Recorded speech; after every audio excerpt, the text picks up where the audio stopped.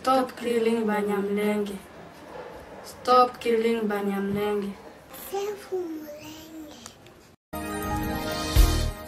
Tiwakadashoro chumuriro Chagitondo chumubarako Ugabachuri shuduruboso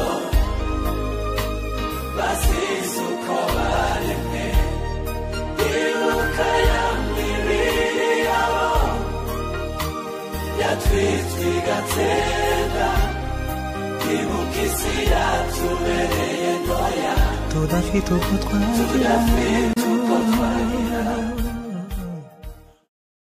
My name is Grace Aganze.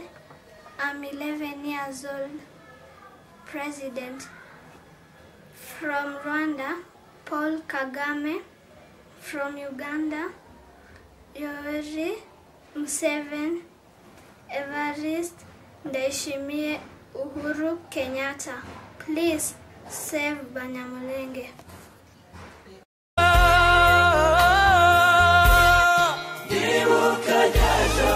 Ukajashoro chumuriro Chagitondo chumorogo Ugabachuri kugurumoso Basisuko baremwe Ndibuka yamibiri yabo Yatwitwigatsenga Ndibuka isi yatubereye ntoya Tudafite uko twagira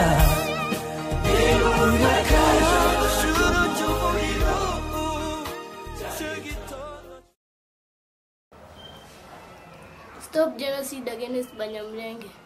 It's happening now. Save Banyamulenge. Save Mulenge. Save Banyamulenge. Being Munyamulenge is central to my identity. It's who I am. I was born Munyamulenge and I will die Munyamulenge. Stop killing Banyamulenge. Save Banyamulenge. Save Mulenge, save Banyamulenge. Save Mulenge, save Banyamulenge.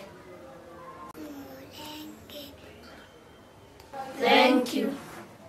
Thank you. Tunaishi kwa mashaka kama watoto waka.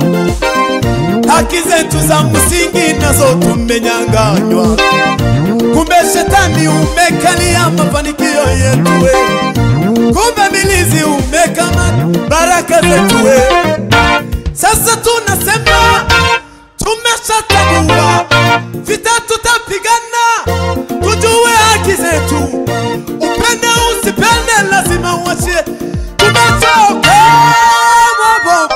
Achia baraka zetu, familia zetu, kanisa letu, watoto wetu.